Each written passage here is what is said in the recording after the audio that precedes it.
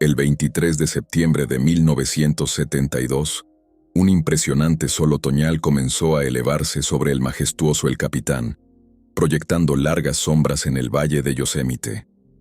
El icónico monolito de granito atraía escaladores de todo el mundo, pero ese día todas las miradas estaban puestas en Neil Olsen y su equipo de escalada. Neil era un escalador experimentado, conocido por su habilidad técnica. Lideraba a su grupo a través de una de las secciones más difíciles del 24º largo de la legendaria ruta The Nose. Esta ruta era famosa por sus exigentes características: paredes casi verticales, cambios bruscos de clima y una belleza tan peligrosa como hipnótica. Neil lo sabía muy bien. Había pasado incontables horas entrenando y preparándose para ese momento. Mientras aseguraba a su equipo y se comunicaba con los demás, el ambiente entre ellos era de verdadera camaradería. No eran solo escaladores, eran una familia unida por la misma pasión por la montaña. Pero a medida que ascendían, el ambiente cambió de forma repentina. La serenidad de la mañana se vio interrumpida por oscuros nubarrones que avanzaban desde el oeste. Aún así, Neil y su equipo, animados y de buen humor, decidieron continuar. Alrededor del mediodía comenzaron a caer las primeras gotas de lluvia. No se detuvieron. Querían terminar el tramo que habían empezado. Sin embargo, la llovizna se transformó pronto en un aguacero torrencial, y la roca se volvió resbaladiza y peligrosa. Las montañas pueden ser caprichosas, y no muestran piedad con quienes no están preparados. A medida que el agua corría sobre la piedra, un crujido seco resonó por todo el valle. Uno de los miembros del equipo perdió el equilibrio, provocando una cascada de piedras y escombros que cayó por la pared. Aunque el escalador logró aferrarse a un saliente, la caída sacudió al grupo entero. Neil evaluó la situación con el corazón acelerado. Sabía que estaban en una posición precaria y que las condiciones empeoraban con rapidez. Un rescate sería casi imposible si la tormenta seguía creciendo. Comprendiendo que el tiempo jugaba en su contra, ordenó a su equipo asegurarse lo mejor posible mientras él iba a ayudar al compañero en apuros. Cuando llegó hasta él, pudo ver el pánico en sus ojos, pero mantener la calma era crucial. La lluvia no daba tregua, y las rocas estaban cada vez más resbaladizas. «No podemos quedarnos aquí», gritó Neil por encima del rugido del viento. «Tenemos que movernos al siguiente saliente». Con voz firme, guió a su equipo paso a paso, ayudándolos a avanzar con cuidado. Pero alcanzar la siguiente repisa les tomó más de lo esperado. De pronto, un estruendo ensordecedor retumbó en el valle. Una enorme caída de rocas amenazaba toda la zona. Algunos miembros del grupo lograron ponerse a salvo, pero Neil y su compañero quedaron atrapados, con visibilidad casi nula por la lluvia y la niebla que descendía rápidamente. Aferrados a la pared y el uno al otro, resistían con lo poco que les quedaba de fuerza. Mientras tanto, los escaladores y espectadores en el valle comenzaron a preocuparse. Pronto corrió la voz de que algunos seguían atrapados en la pared.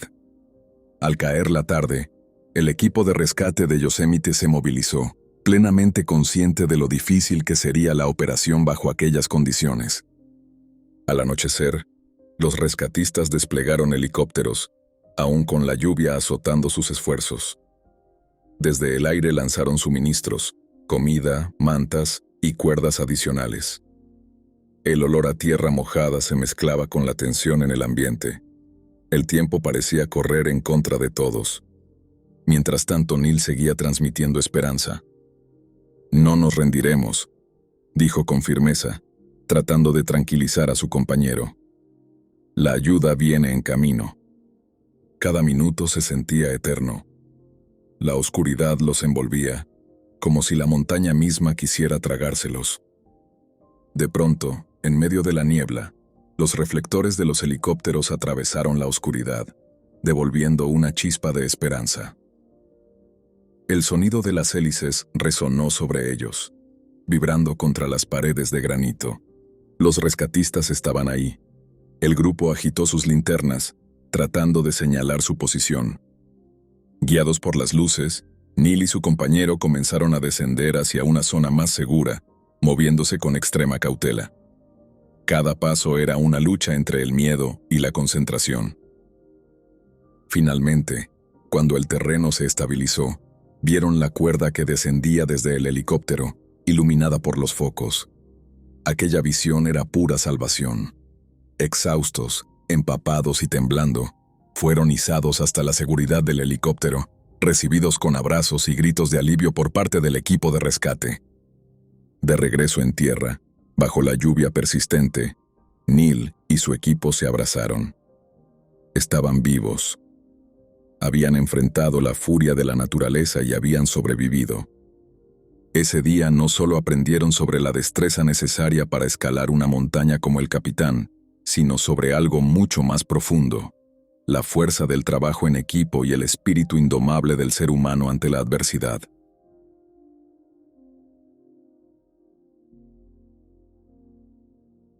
El sol se ocultaba tras el horizonte cuando me acomodé en mi solitario puesto en lo alto de Pine Ridge, mi hogar durante todo el verano. Trabajaba como vigilante de incendios y disfrutaba de esa soledad, el aire fresco de la montaña, los atardeceres vibrantes y el ocasional murmullo de la fauna entre los matorrales eran un descanso bienvenido del caos de la ciudad. Aquel lugar era mi santuario, una pequeña cabaña con una vista panorámica del bosque, que se extendía sin fin en todas direcciones. Cuando la oscuridad cubrió el bosque, encendí mi lámpara de aceite. Su luz cálida parpadeó sobre las paredes de madera. La radio crepitó con estática, un recordatorio de que, aunque débilmente, aún estaba conectado con el mundo allá abajo. Mantenía mi cuaderno de registro cerca, donde anotaba las observaciones del día antes de reportarme con la estación de guardabosques. Todo despejado, informé, sintiendo orgullo por mi responsabilidad. Pero esa noche se sentía distinta. Una densa niebla comenzó a colarse entre los árboles a medida que el sol desaparecía, como un fantasma que devoraba los últimos rastros de luz. Tomé mis binoculares y escaneé el bosque que ahora parecía moverse, lleno de sombras que se retorcían. El sonido de las hojas agitadas se hizo más fuerte, más presente, como si el bosque estuviera vivo y susurrando secretos que no podía entender. Alrededor de la medianoche, mi calma se transformó en puro terror. Todo empezó de forma sutil, un destello en el borde de mi visión. Me giré rápido, convencida de que vería un animal, o quizás el viento jugando con mi mente. Pero no había nada. Nada. Volví a mi cuaderno, atribuyendo aquello al cansancio. Llevaba noches sin dormir bien, y los bordes de mi mente ya se deshilachaban. Entonces se escuchó un golpe sordo en la cabaña. Me quedé inmóvil. 2 golpes más lo siguieron, rítmicos, deliberados. Alguien, o algo, estaba tocando la madera desde afuera. Un escalofrío recorrió mi piel. Miré alrededor, con el corazón desbocado. El sonido era organizado, como si tratara de llamar mi atención. ¿Hola?, pregunté, intentando sonar tranquila. ¿Hay alguien ahí? Silencio, pero el golpeteo volvió. Más fuerte, más insistente. Cada impacto resonaba en mis huesos. Me asomé por la pequeña ventana, intentando ver entre la niebla. Los árboles parecían centinelas, bloqueando toda señal de movimiento. ¿Sería el viento? ¿Un animal? ¿O mi mente traicionándome? Me obligué a regresar al escritorio, intentando concentrarme en escribir para ahogar el sonido. Pero entonces escuché una voz suave, apenas audible entre el viento. Claire, mi nombre. Un escalofrío helado me recorrió la espalda. ¿Quién está ahí?, grité, con el pánico subiendo por mi garganta. Muéstrate. La respuesta fue inmediata. La cabaña tembló violentamente, sacudiéndose hasta los cimientos. Los golpes se transformaron en estruendos, como si algo enorme intentara derribar las paredes. Me levanté de un salto, aferrándome a la mesa para no caer. La llama de la lámpara danzaba frenética, a punto de apagarse. «¡Basta!», grité, con los ojos desorbitados, buscando desesperadamente algo que explicara aquella locura. En mi mente se cruzaban todas las historias de terror que había escuchado sobre los vigilantes de incendios. Fantasmas de antiguos guardabosques, almas perdidas vagando por el bosque, buscando venganza. Intenté no dejarme dominar por esas ideas. Tenía que mantener la calma. Pero las voces aumentaron. Ya no era solo una. Eran varias, mezcladas, formando una cacofonía imposible de distinguir. «Claire, ayúdanos. Estamos atrapados». Retrocedí, con el corazón al borde del colapso. El aire se volvió pesado, helado, como si hubiera entrado en una tumba. Contra todo instinto, abrí la puerta. Tenía que ver qué era lo que había invadido mi refugio. El aire me golpeó con una ráfaga gélida. La niebla se arremolinaba, envolviéndome como dedos helados. «Muéstrense», grité hacia la oscuridad. Solo los árboles me respondieron, erguidos como esqueletos, con sus ramas extendidas hacia el cielo. Entonces, entre la niebla espesa, los vi. Figuras, silenciosas, translúcidas, con rostros marcados por el dolor y el miedo. Se movían lentamente hacia mí, sombras pálidas en la noche, con ojos que atravesaban el alma. «Ayúdanos», susurró una de ellas, su voz resonando dentro de mi cabeza. Retrocedí, tropezando con el umbral. ¿Qué les pasó?», pregunté con la voz temblando. «Atrapados», respondió otra, su tono convertido en un canto fúnebre que parecía surgir del bosque mismo. «No podemos irnos. Debes ayudarnos». Avanzaban despacio. Podía sentir su pena, como una ola que me arrastraba. Entendí entonces que eran almas perdidas, quizás víctimas de incendios pasados, o de tragedias que el bosque no había olvidado. Quise correr, cerrar la puerta, pero algo me inmovilizó. Una fuerza invisible me obligaba a escuchar. Con lágrimas en los ojos, susurré: «¿Qué puedo hacer?». Sus voces se unieron en un murmullo incomprensible, como un canto antiguo. Algo sobre romper una barrera, sobre ser escuchados. Y entonces lo entendí. Para liberarlos, debía reconocerlos. Aceptar que seguían allí, que formaban parte del bosque, de su historia, de su memoria.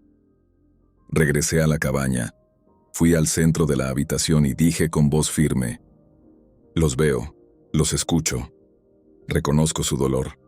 Lo repetí una y otra vez, hasta que mi voz llenó el vacío. Las sombras comenzaron a disolverse lentamente y una calidez se filtró en el aire.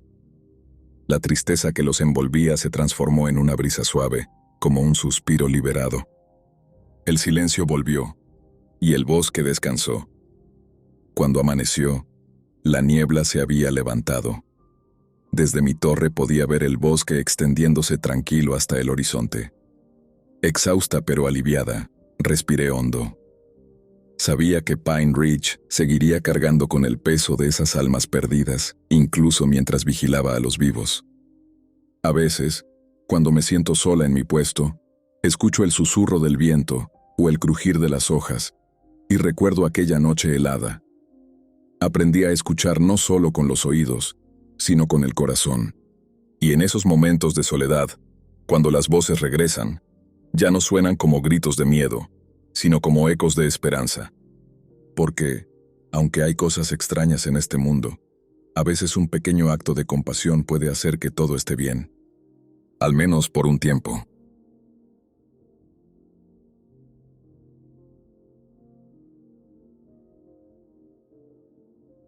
Durante los últimos años he ocupado el puesto de subjefe de equipo en el Breen Mountain Rescue Team, el equipo de rescate de montaña de Breen, aquí en Gales. El BMRT es un servicio de emergencia esencial en las zonas rurales del país, compuesto enteramente por voluntarios y financiado exclusivamente por donaciones públicas y por la Lotería Nacional. Nuestro trabajo no se limita a buscar o rescatar a montañistas y excursionistas perdidos. También somos movilizados por la policía galesa para localizar personas vulnerables o desaparecidas en operaciones donde nuestras habilidades médicas y de rescate especializado pueden marcar la diferencia. Durante mi tiempo en el equipo, he visto cosas bastante duras, unas más perturbadoras que otras, algunas que preferiría olvidar. Pero solo ha habido un incidente en toda mi carrera que ni mis compañeros ni yo hemos podido explicar del todo. Esta es la historia de ese incidente. Los equipos de rescate de montaña solo pueden ser activados por la policía. Normalmente, el aviso llega tras una llamada de emergencia, al 999, o un reporte de persona desaparecida. El equipo puede ser convocado a cualquier hora del día o de la noche, bajo cualquier condición climática, incluso en Navidad o Año Nuevo. El procedimiento es el siguiente. El personal policial correspondiente envía un aviso por buscapersonas o mensaje de texto. Sí, suena anticuado, pero refleja el presupuesto ridículamente limitado con el que trabajamos año tras año. Una vez los voluntarios reciben el mensaje de "confirmo asistencia", comienza la operación. El líder del equipo, o en su defecto, el subjefe, se comunica con los oficiales de coordinación para revisar los detalles del incidente y determinar un punto de encuentro adecuado. Si es necesario, se despliegan recursos adicionales, como perros rastreadores, equipos de apoyo de otras zonas o incluso helicópteros, dependiendo de la gravedad de la situación. Yo estaba sentado en el pub Drovers Arms, con unos amigos. Habíamos ido a ver al hermano menor de uno de ellos jugar un partido de rugby sevens representando a su escuela. El equipo había ganado, así que el ánimo estaba por todo lo alto. Acabábamos de cenar y yo estaba a punto de empezar mi primera pinta de la noche, cuando mi buscapersonas sonó. No voy a mentir, me fastidió bastante. Llevaba toda la semana esperando relajarme un poco, pero los voluntarios de rescate de montaña sabemos que estas cosas pasan. Es parte del trato. Así que les dije a los chicos que tenía que irme. Me puse el abrigo y empecé a caminar los 10 minutos que me separaban de las pequeñas oficinas que sirven como sede del BMRT. Era temprano en la noche del domingo. La mayoría de las llamadas ocurren durante los fines de semana o festivos, y el lugar estaba vacío. Abrí la puerta, encendí las luces y me dirigí a mi oficina para llamar al oficial de enlace policial y obtener los detalles. Mientras hablaba con él, mi teléfono empezó a iluminarse con mensajes de texto de otros miembros del equipo avisando que ya iban en camino. Todo iba según lo esperado. Por lo que entendí, se trataba de un caso típico de búsqueda y rescate. Un par de excursionistas había subido a las colinas el sábado, planeando acampar una noche y regresar el domingo por la tarde. Sin embargo, no habían vuelto a la hora prevista ni respondían a sus teléfonos, así que alguien dio la alerta. No era la primera vez que recibíamos llamadas así. A veces la gente reporta desaparecidos que en realidad no lo están. Grupos que se retrasan por un tobillo torcido, un malestar estomacal, o simplemente por haber calculado mal el tiempo. Entiendo que alguien se preocupe, y siempre es mejor pecar de precavido. Para eso existe el BMRT. Pero también ayuda muchísimo cuando quien hace la llamada conoce algo del grupo, su ruta prevista, su experiencia, su equipo. Esa información puede ayudarnos a acotar la búsqueda, lo que ahorra tiempo, y en muchos casos, evita tener que pedir un helicóptero, y con ello, ahorrar una fortuna. Puede sonar frío, pero nuestra financiación es limitada, así que tenemos que ser muy cuidadosos con cada libra que gastamos. Continué recabando información con el oficial de enlace. La zona donde los excursionistas habían comenzado la caminata, las posibles rutas, los puntos donde podrían haberse desviado. Repasamos todos los detalles de rutina y luego pasamos a la parte más importante. La información complementaria que a menudo puede marcar la diferencia en una búsqueda. Datos médicos, edades, experiencia, equipo. Te sorprendería lo mucho que un detalle mínimo puede ayudar. Por eso es fundamental reunir toda la información posible, lo más rápido posible. Pero cuando pedí más datos sobre la llamada de emergencia en sí, el tono de la oficial cambió. De pronto se mostró evasiva, casi incómoda. No había demasiada información que pudiera compartir sobre el grupo desaparecido, excepto por un detalle. La mujer que había hecho la llamada estaba completamente fuera de sí. El operador de emergencias había anotado que, sin importar cuánto tratara de tranquilizarla, no podía calmarla. Ella estaba convencida de que los excursionistas no volverían jamás. Historias así son las que me mantienen en el BMRT. Ser el héroe que alguien necesita cuando atraviesa el peor momento de su vida. Eso da sentido a todo el sacrificio. Menos de una hora después de haber recibido el aviso, yo y otros 4 voluntarios ya estábamos reunidos en la sede, listos para partir. Nuestra ruta cubriría unos 25 kilómetros de colinas y montaña, aproximadamente 5 horas de caminata continua. Pero todos confiábamos en que encontraríamos al grupo mucho antes, al menos eso creíamos al principio. Porque en menos de una hora de caminata, encontramos algo. No eran los excursionistas, sino una tienda de campaña vacía y abandonada. Ser parte del BMRT a veces significa convertirse en una especie de detective. Con pequeños fragmentos de información puedes armar el panorama general. Lo que teníamos frente a nosotros era una tienda para 2 personas. Pero estábamos buscando a 4 excursionistas desaparecidos. Lo que estaba claro era que quien fuera que hubiera montado esa tienda, podría haber bajado fácilmente a Breen para reportar una emergencia. Pero no lo hizo. Aparentemente, había vuelto a subir por el sendero. ¿Por qué alguien haría algo así? No teníamos ni idea. Fue la primera señal realmente preocupante. Y lo más extraño era que lo habían hecho sin llevar sus botas de senderismo. Habían subido la montaña descalzos, en medio de la noche. Eso definitivamente no era buena señal. Era mediados de marzo, no el mes más frío del año, pero sí una época de vientos fuertes en el centro de Gales. La sensación térmica puede reducir la temperatura ambiental a casi la mitad y suele ser la causa principal de los casos de hipotermia que encontramos. Un senderista puede mirar por la ventana, ver un día soleado y asumir que el clima es favorable, pero una vez arriba en la montaña, el viento puede bajar la temperatura a un solo dígito y convertir una situación aparentemente tranquila en algo mortal. Pero no solo habían dejado las botas. También había ropa de abrigo tirada dentro de la tienda, además de lo que parecía ser una buena cantidad de comida y agua. En ese momento, cualquier esperanza de pasar la noche sin necesitar apoyo aéreo se fue al traste. Quienquiera que estuviera perdido ahí afuera necesitaba ayuda, y rápido. Así que pedimos apoyo, y en pocos minutos, un helicóptero de búsqueda y rescate despegó del hospital Neville Hall, con la intención de recorrer toda nuestra ruta planificada. Nuestra mirada desde el cielo estaba en camino.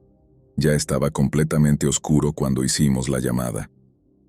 No se veía ni una estrella. Poco después, empezamos a notar luces rojas y blancas moviéndose hacia el oeste en el cielo. El helicóptero. El piloto y yo intercambiamos saludos por radio y mantuvimos contacto mientras avanzábamos.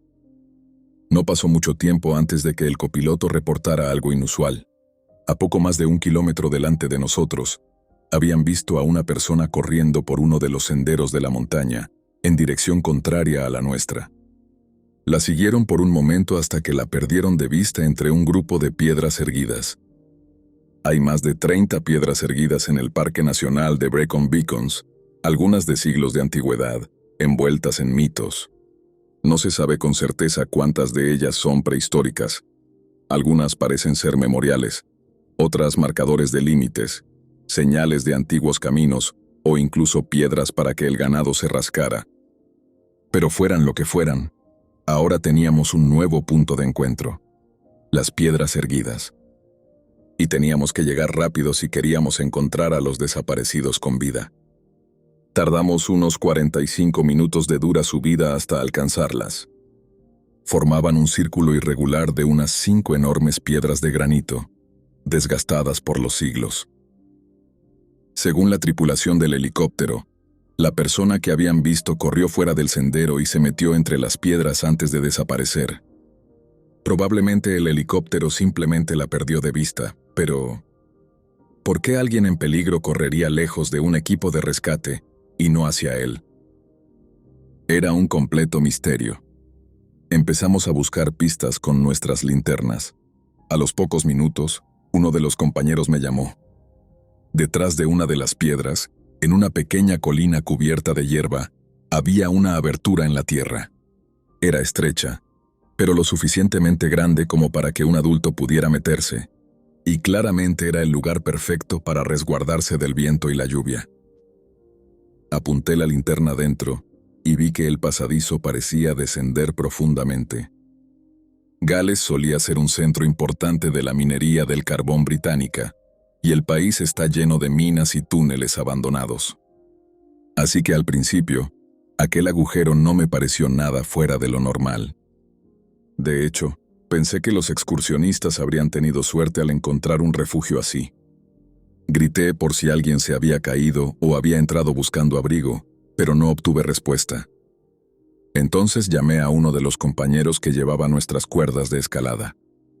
Lo aseguramos con un arnés, clavamos estacas alrededor de la entrada y comenzamos a bajarlo con cuidado para que explorara. Descendió tanto que empecé a preocuparme por si quedaba atascado, pero no fue necesario bajarlo más. Gritó que había encontrado algo. Lo subimos de nuevo, y en sus manos traía una prenda de ropa. Parecía un suéter. Lo examinamos con la linterna, era viejo, demasiado viejo. La tela estaba tan deteriorada que no parecía haber pasado ahí solo unos días, sino años. Lo bajamos una vez más para seguir buscando, pero no encontró nada más. Ni cuerpos, ni señales de vida, nada. Nos quedamos en la montaña hasta las 3 de la madrugada, mucho después de que el helicóptero tuviera que retirarse por falta de combustible. Nada más apareció. En los días siguientes, 2 grupos más de búsqueda salieron a los cerros con la esperanza de encontrar alguna pista. Ambos regresaron con las manos vacías. Esperaba que los periódicos locales publicaran algo sobre los excursionistas desaparecidos, pero no hubo ni una sola noticia.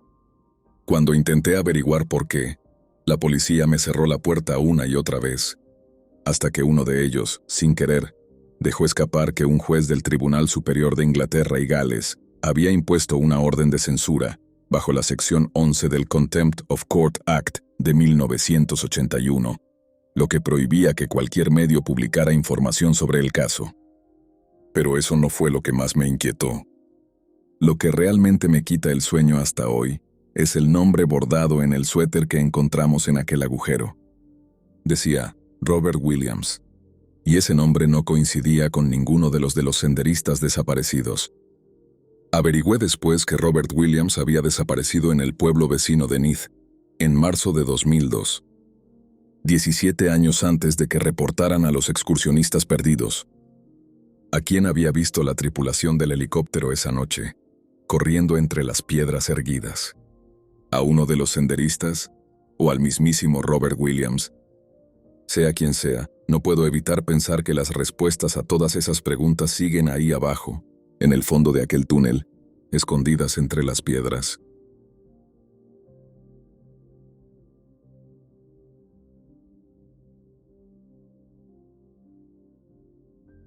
Soy parte de la Guardia Costera y estuve destinado en Oregón durante unos 3 años y medio. En ese tiempo vi cosas realmente horribles. Un bote que se hundió justo frente a mis ojos, un hombre que exhaló su último aliento y un niño que perdió la vida cuando su madre esquizofrénica lo lanzó desde un puente.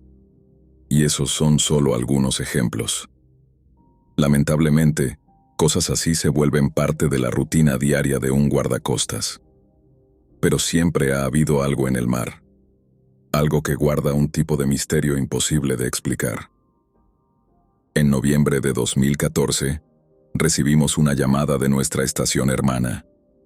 Nos informaron que una embarcación se estaba hundiendo y que ya habían contactado al sector que centralizaba todas las llamadas de búsqueda y rescate. Desde el centro de mando nos ordenaron lanzar una de nuestras lanchas SAR, una lancha de búsqueda y rescate. También había un helicóptero en camino. Nos movilizamos de inmediato y pronto nos encontramos enfrentando una barra rompiente, con olas de casi 4 metros y espuma blanca por todas partes. Seguimos adelante. Nuestro barco podía soportar ese clima brutal, así que avanzamos. En ese momento escuchamos la señal de la embarcación pesquera Artemis por el Canal 16, el canal internacional de emergencia y auxilio. Si alguna vez estás en problemas en el mar y necesitas contactar a la Guardia Costera, ese es el canal que debes usar. La voz que se escuchaba al otro lado rogaba desesperadamente por ayuda. Recabamos toda la información. El tamaño de la embarcación, la cantidad de carga, cuántas personas había a bordo y, por supuesto, la velocidad a la que el agua entraba en el casco. Pero cuando nos acercamos al área indicada, toda comunicación se cortó de repente. Silencio total. El helicóptero nos contactó por un canal encriptado y nos dijo que no había rastro de la embarcación. Ninguna señal visual del Artemis en la posición reportada. Simplemente, había desaparecido. Nos pidieron que registráramos la zona para buscar escombros, por si se trataba de una falsa alarma. Así lo hicimos. Encontramos una mancha de aceite en el agua y algunos restos en los que se alcanzaba a leer Emis. Era evidente que el barco había tenido un final trágico. Pero, ¿dónde estaban los hombres a bordo? Buscamos durante más de 36 horas. Revisamos cada metro del área, con la esperanza de hallar alguna señal de la tripulación. Pero no hubo suerte. No encontramos a nadie, ni vivos ni muertos. Con el corazón pesado, se dio por terminada la búsqueda y volvimos a nuestras operaciones normales, preparándonos para la temporada navideña.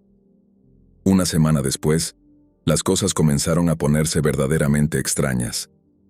Aquella noche, mi mejor amigo Kevin, quien además era mi superior, y yo estábamos en la sala de comunicaciones.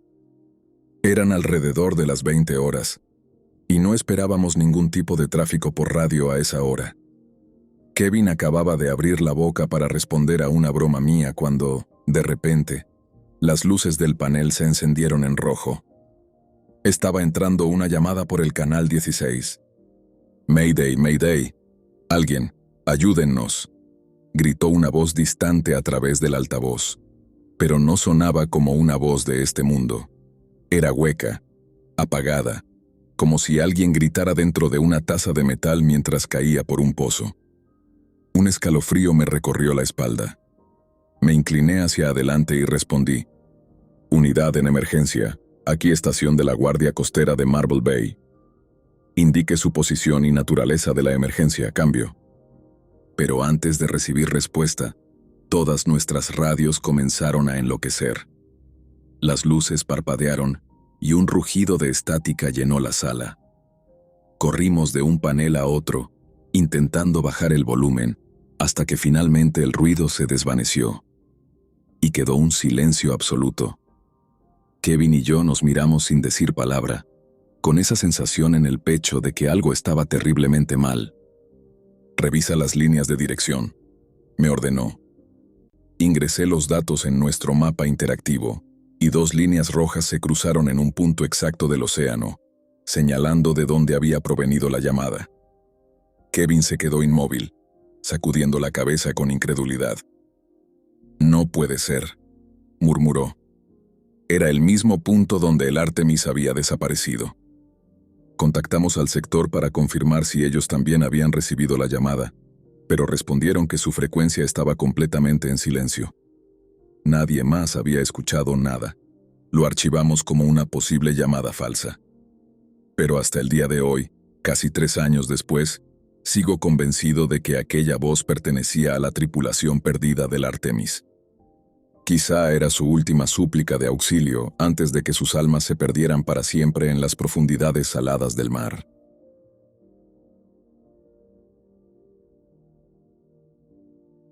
Tenía 9 años cuando viví la experiencia más traumática de mi vida. Vivía con mi padre en West Virginia, en un pequeño pueblo junto a un bosque tranquilo y un estanque. Mi papá trabajaba la mayor parte del tiempo, pero por suerte había 2 familias que vivían cerca. La familia que vivía al norte tenía un hijo de mi edad llamado Duran, y los vecinos del este tenían gemelos, Michael y Matthew. Los 4 íbamos a la misma escuela. Incluso tuvimos a la misma maestra un par de veces a lo largo de los años. En casa pasábamos casi todos los días juntos, sobre todo en días como aquel, cuando mi padre no estaba. Éramos niños de aire libre, y nuestro juego favorito era las escondidas. Una persona contaba mientras los demás se escondían, y la regla era simple: no podías moverte de tu escondite hasta que te encontraran.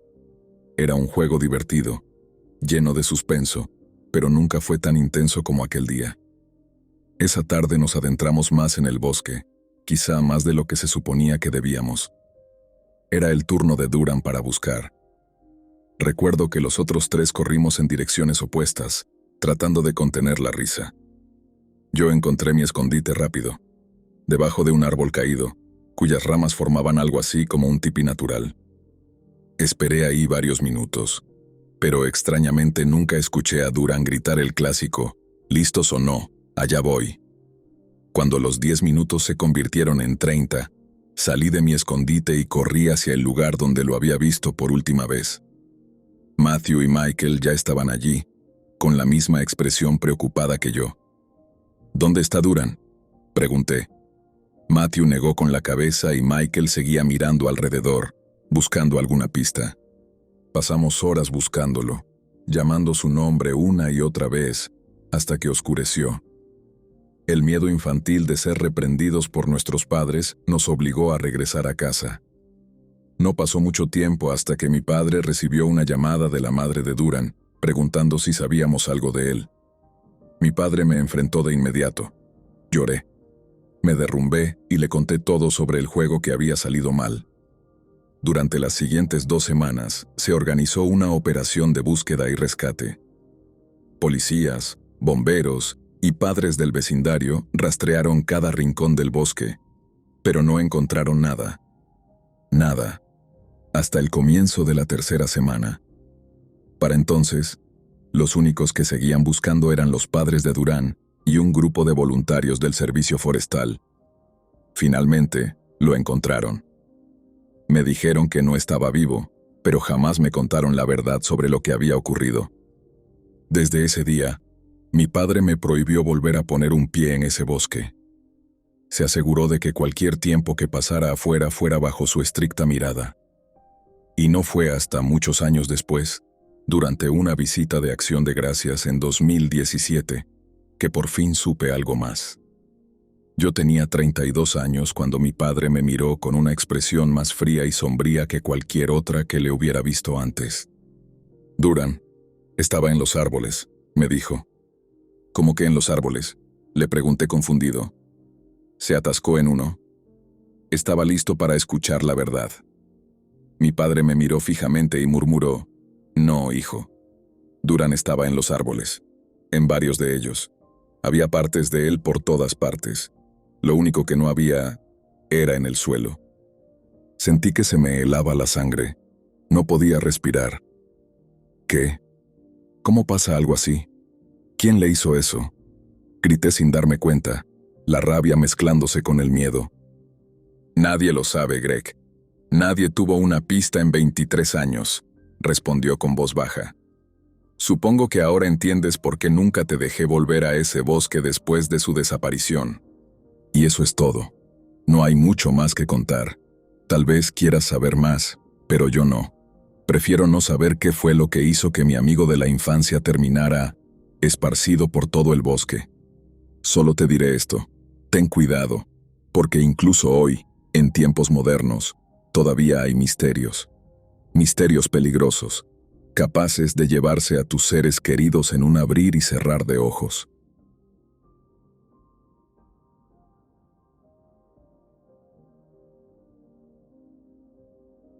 Esta es la historia de mi padre. No le gusta hablar de ella, pero cuando bebe un poco, no hay quien lo haga callar. Desde el 2008 hasta el 2013, mi padre trabajó en el Departamento de Búsqueda y Rescate del Condado de Multnomah, en el área metropolitana de Portland. Amaba ese trabajo con todo su corazón, aunque el oficio era agotador y muchas veces el resultado final era terrible. Restos humanos, excursionistas drogados y perdidos. Había de todo. Sin embargo, mi padre siempre me decía que en esos bosques había cosas que ni siquiera Dios habría puesto en la tierra. En noviembre de 2013, lo llamaron para ayudar en la búsqueda de una joven que había huido de casa y se había perdido en la zona silvestre del Monte Hood. Normalmente, su departamento no cubría esa área tan al este, pero habían solicitado la ayuda de todos los equipos del norte de Oregón. Como mi padre tenía 2 hijos de más o menos la misma edad, no dudó en empacar su equipo e ir a colaborar. Mi padre era uno de los mejores escaladores del grupo. Podía descender acantilados de más de 60 metros sin pestañear. Por eso, su equipo fue asignado a una de las zonas más difíciles del patrón de búsqueda. Cargaron el equipo y se internaron en el terreno. Trabajaron hasta casi la puesta del sol, descendiendo por las laderas, gritando el nombre de la chica una y otra vez. Cuando el sol comenzó a ocultarse tras el cañón, la mayoría del grupo recibió la orden por radio de regresar. Estaba prohibido escalar en la oscuridad. Mi padre sería el último en subir. Mientras se preparaba para ser izado por el acantilado, escuchó un grito espeluznante. Sonaba como el chillido de una garza, pero mucho más fuerte, retumbando en el silencio absoluto del bosque. Dice que en ese momento, el vello de su nuca se erizó. Giró la cabeza y, a unos 30 metros de distancia, distinguió algo entre los arbustos. Al principio pensó que era un ciervo, pues sus ojos reflejaban la luz de su linterna frontal. Pero en cuanto la figura se incorporó sobre 2 piernas, supo que aquello no era un animal común. Era alto, extremadamente delgado, con una boca enorme repleta de dientes filosos que brillaban con la poca luz que quedaba. Sus brazos largos y huesudos colgaban a los lados del cuerpo, y en lugar de uñas, tenía garras. De su cabeza sobresalían unos cuernos retorcidos, como una parodia grotesca de un alce o un venado. Mi padre no podía moverse, ni aunque lo hubiera intentado. Permaneció inmóvil, mirándolo, mientras la criatura también lo observaba. Pasaron apenas unos segundos, aunque para él parecieron horas. Entonces, el ser emitió otro alarido desgarrador, un sonido tan agudo y profundo que, según mi padre, jamás lo ha vuelto a escuchar en su vida. Luego se giró lentamente y desapareció entre los árboles, moviéndose con una agilidad antinatural, sin hacer el menor ruido. Mi padre omitió un detalle la primera vez que contó la historia. En la tenue luz del atardecer alcanzó a ver que los dedos de la criatura estaban manchados de un líquido rojo seco. Sangre. El equipo comenzó a izarlo justo cuando el sol se hundía detrás del horizonte. Le preguntaron qué le pasaba, por qué estaba tan pálido, pero él no dijo nada. Se convenció a sí mismo de que había alucinado, tal vez por el cansancio o el frío de la montaña. Regresaron al campamento base, y esa noche mi padre condujo hasta casa en completo silencio. Recuerdo verlo esa noche. Nunca había visto a un adulto, ni mucho menos a mi propio padre, con una expresión tan aterrorizada. Parecía vacío, como si algo dentro de él se hubiera quebrado. Al día siguiente, el equipo volvió al área para continuar la búsqueda, avanzando hacia el siguiente cuadrante del mapa. Cuando el mediodía comenzaba a caer, un grito estremecedor rompió el silencio. Provenía de una de las voluntarias. Mi padre y su grupo corrieron hasta el lugar, y allí, medio oculta bajo unos arbustos, encontraron lo que quedaba de la joven. No voy a entrar en detalles, pero mi padre no pudo evitar pensar en la criatura que había visto la noche anterior, y en las manos manchadas de sangre. Después de aquel caso, mi padre renunció. Nunca volvió a formar parte del equipo de búsqueda y rescate.